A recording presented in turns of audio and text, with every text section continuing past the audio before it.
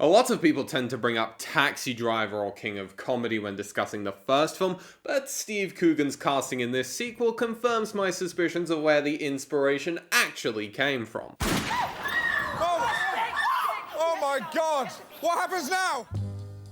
Kidding aside, as a big Batman fan, I really liked Joker.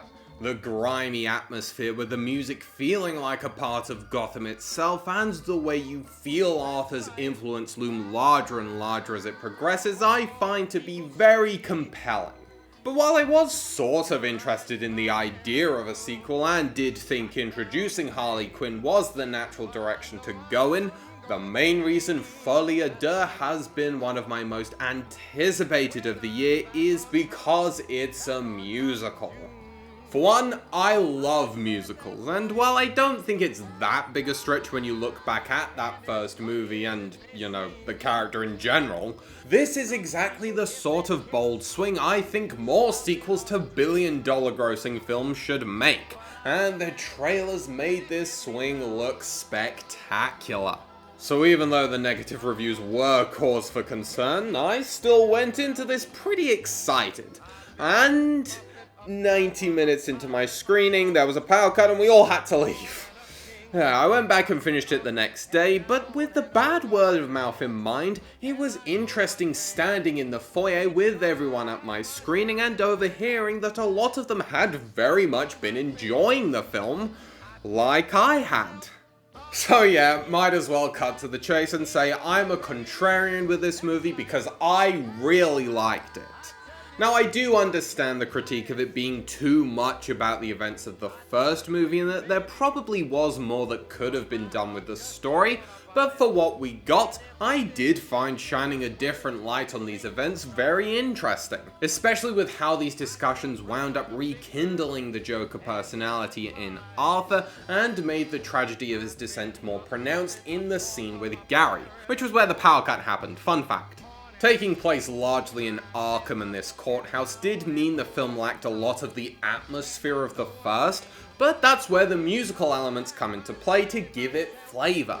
As much as Todd Phillips and the cast have been trying to underplay this being a musical by give the characters a way to express what they need to say because the scene and just the dialogue is not enough, describing it as a musical, I appreciated that with the final product, they absolutely went all in on it. Granted, I do think a couple of these bits could have been cut without losing much, but when these scenes worked for me, oh man, I friggin' loved it. It felt like a natural continuation of the dancing in the first, the more oppressive environment and newfound romance necessitating a grander outburst of emotion, and the way it's expressed in this larger-than-life way which only the arts can allow to happen naturally is largely why I'm such a fan of the genre. And so I found many of these moments dazzling to watch, full of energy and, dare I say, legitimately romantic in a slightly deranged way. I did like the spin on the Joker-Harley relationship, with her as the main representation of Joker's supporters. Although their dynamic isn't quite the primary focal point the trailers made it out to be. So while Lady Gaga is very good in the role alongside a strong supporting cast, this is very much Joaquin's show again, and he's excellent just as before, commanding your attention with how he weaves between the bravado of the Joker and the fragility of Arthur.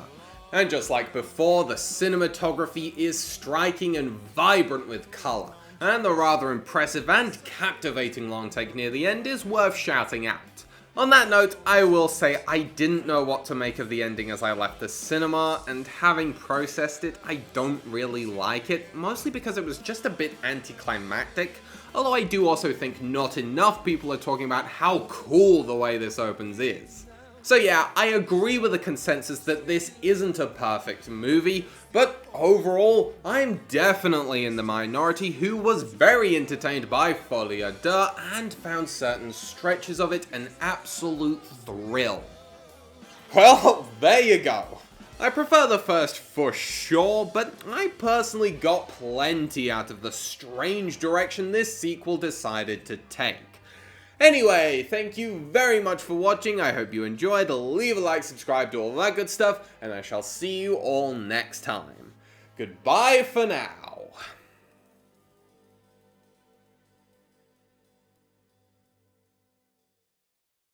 Why do birds fly? It's just too high.